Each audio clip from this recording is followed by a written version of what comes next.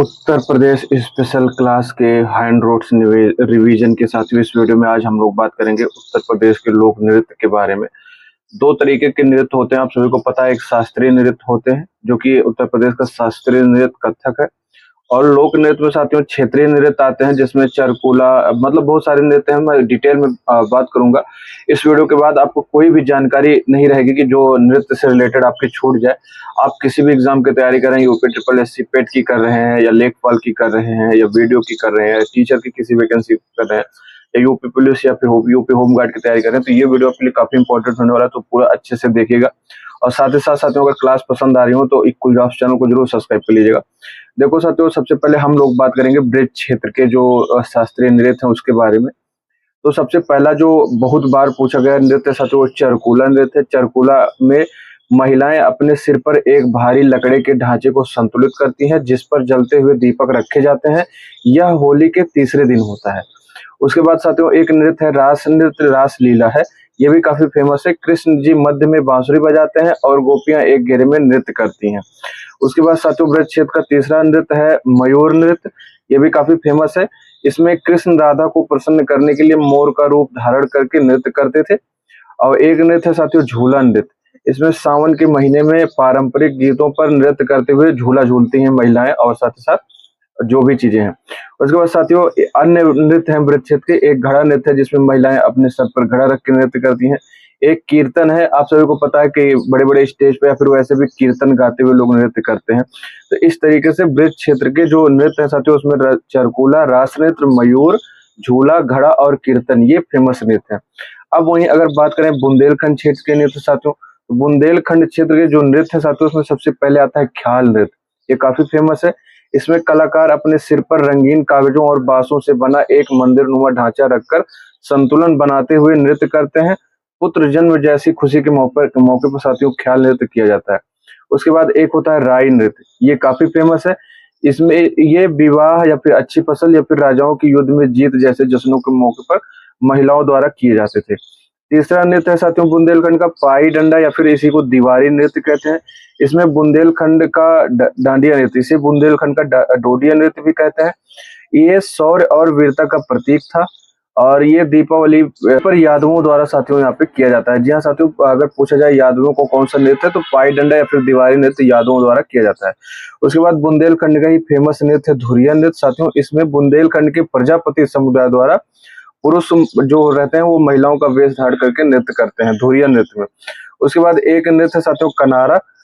कनारा जो है वो धोबी समुदाय का पारंपरिक जातिगत नृत्य है। ये विवाह जैसे मांगलिक अवसरों पर किया जाता है, और ये बुंदेलखंड क्षेत्र का है। उसके बाद बुंदेलखंड क्षेत्र का ही बधाई नृत्य है। बधाई में साथियों वही गाना गाते हुए, बधाई गाते हुए और नृत्य करते लोग। एक घोड़ा नृत्य है बुंदेलखंड का, जिसमें नृतक अपने चारों ओर लकड़ी के ढांचे के घोड़े बांधकर नृत्य करते हैं।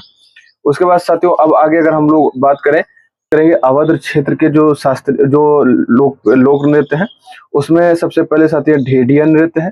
यह दीपावली या फिर दशहरे के अवसर पर भगवान राम के वनवास से लौटने के उपलक्ष्य में किया जाता है। उसके बाद दूसरा साथियों जोगनी नृत्य। यह रामनवमी पर पुरुष महिलाओं का रूप धारण करके साधुओं के वेश में नृत्य करते हैं।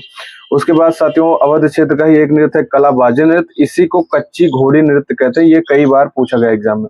इसमें साथियों नृतक बांस व रंगीन कागज से बने घोड़ों को कमर में बांधकर नृत्य करते हैं। यह वीरता और उल्लास का प्रतीक है। तो अगर बात करें अवध क्षेत्र के जो तीन सबसे फेमस नृत्य है, तो उसमें ढेडिया, जोगनी और कलाबाजी, ये अवध क्षेत्र के नृत्य हैं।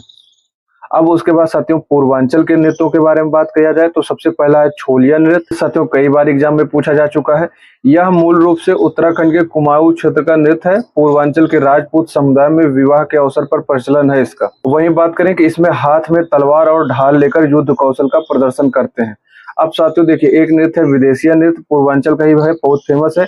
ये महिलाओं का नृत्य है। यह वीरा पर आधारित है। जिन पत्नियों के पति परदेश काम करने के लिए या फिर कमाने के लिए जाते हैं उनके द्वारा ये विरह में किया जाता है। उसके बाद साथियों आता है कहरुआ नृत्य, पूर्वांचल का ही फेमस है। ये कहार जाति का पारंपरिक नृत्य है जो कि विवाह, जन्म और त्योहारों के अवसर पर किया जाता है। अब एक होता है कटघोड़वा नृत्य साथियों। ये मांगलिक अवसरों पर किया जाता है। ये उतना इंपॉर्टेंट नहीं है, लेकिन याद रखिएगा जो कटघोड़वा नृत्य है वो पूर्वांचल का ही नृत्य है। उसके बाद साथियों पूर्वांचल के ही नटवरी नृत्य। यह कृष्ण के नटवर रूप की नकल यादवों द्वारा साथियों ये नृत्य किया जाता है, नटवरी नृत्य। नृत्य है जो कि बहुत फेमस है, उनके बारे में भी हम लोग यहाँ पे चर्चाएं कर लें। जो नृत्य छूट गया है और काफी बार पूछा गया एग्जाम में साथियों, उसमें सबसे पहला कर्मा नृत्य है। यह खरवार जनजाति द्वारा मिर्जापुर तथा सोनभद्र में फसाई कटल के समय किया जाता है। वहीं साथियों दूसरा नृत्य चौलार नृत्य, जो अच्छी फसल व अच्छी वर्षा की कामना हेतु मिर्जापुर, सोनभद्र आदि जिलों में इधर के ही क्षेत्रों में मतलब किया जाता है। उसके बाद एक नृत्य है हुड़का या फिर हुड़किया बाल नृत्य, इसी को कहते हैं साथियों। ये कई बार एग्जाम में पूछा जा चुका है। ये धान रोपाई के दौरान सामूहिक नृत्य है। हुड़का नामक डमरू जैसे वाद्य यंत्र को बजाता है और यह उत्तराखंड का साथियों पारंपरिक नृत्य है, बट उत्तर प्रदेश के भी कुछ क्षेत्रों में यह है।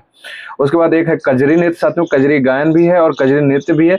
ये मिर्जापुर और वाराणसी क्षेत्र में प्रसिद्ध है साथियों। इससे बाहर कोई भी प्रश्न अब नहीं जाएगा आपका, अगर नृत्य से आता है उत्तर प्रदेश के, तो इससे बाहर किसी भी कीमत पे नहीं जाएगा। और ऐसे ही क्लास के लिए आप चैनल से जुड़िएगा, वीडियो को लाइक कर दीजिए। मिलता हूं ना वीडियो में नई जानकारी के साथ, तब तक के लिए जय हिंद, वंदे मातरम।